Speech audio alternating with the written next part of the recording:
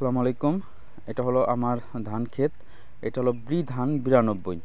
তো ধান 92 এর বেশ কিছু বৈশিষ্ট্য রয়েছে। তো আমাদের বুড়ো মৌসুমে মেগা ভ্যারাইটি ছিল হলো 28 এবং 29। তো 28 29-এর বয়স বেশি হয়ে যাওয়ার কারণে 28 29 ধানের মধ্যে বিভিন্ন ধরনের রোগ পোকার আক্রমণ এবং রোগ জীবাণু দিয়ে ভরপুর থাকার কারণে কাঙ্ক্ষিত পরিমাণে ফলন পাওয়া যাচ্ছে না 28 29 ধানে। তো এর রিপ্লেসমেন্টে বেশ কিছু ভ্যারাইটি ডেভেলপ করেছে ধান গবেষণা কেন্দ্র। তো এর মধ্যে একটি জাত হলো 92। তো 92 ধানটা দেখেন, যে ধানটার একটু বৈশিষ্ট্য আপনাদেরকে দেখাই। দেখেন ধানটা কিন্তু বেশ লম্বা। এই ধান 92 ধানটা প্রায় এখন যে অবস্থায় আছে এটা প্রায় 3 ফুটের উপরে এটা লম্বা আছে, প্রায় 3 ফুটের উপরে আছে এই ধানটা লম্বা। আর এর মধ্যে কিন্তু একটা ডগাতে বেশ কিছু কিন্তু কুশি আছে।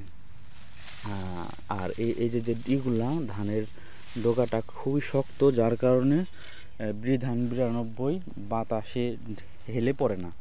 অর্থাৎ এই ধান 92 ধানটা হেলে পড়ে না এবং এটা খরার মধ্যেও, খরানিয়ন্ত্রিত যে এলাকা আছে খরাপ্রবণ এলাকা, এই খরাপ্রবণ এলাকাতেও এই ধান 92 এটা চাষ করা যায়।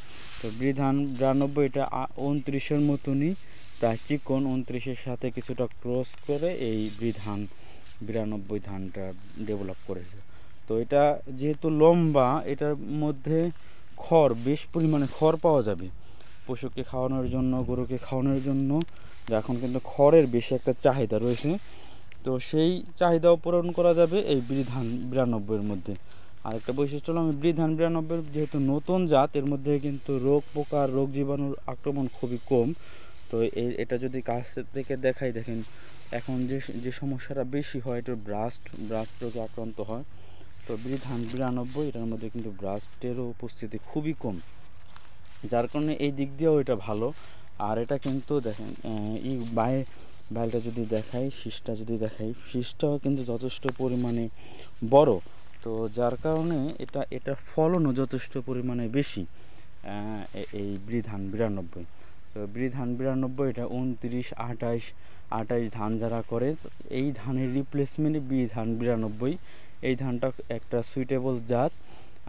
ধান 28 29-এর পরিবর্তে 88 89 এবং ধান 92 সহ বেশ কিছু নতুন জাত রয়েছে, যেগুলা চাষাবাদ করলে কৃষকরা লাভবান হবে। কারণ এই জাতগুলো হলো নতুন জাত হওয়ার কারণে এই জাতগুলোতে রোগ জীবাণুর উপস্থিতি কম এবং এগুলো ফলনশীল।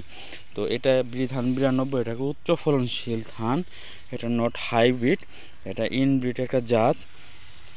এই বীজ থেকে পরবর্তীতে আবার ধান করা সম্ভব। তো মোটামুটি এই জাতটা বেশ ফলন দেয়।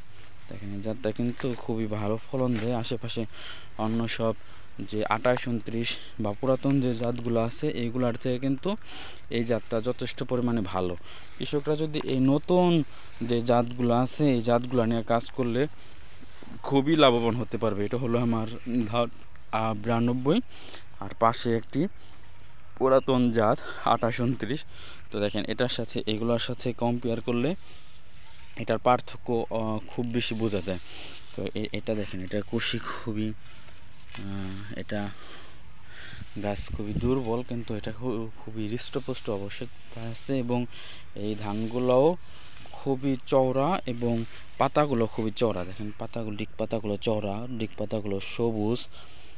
তো এই ধানটা নতুন ভ্যারাইটি হওয়াতে এই ধানটার উচ্চ ফলনশীল একটি ধান ধান 92। তো আগামী বুড়ো মৌসুমে 28 29-এর পরিবর্তে এই ধান 92 88 89 এই জাতগুলো যদি চাষ করা যায় তাহলে কৃষকরা লাভবান বেশি হবে।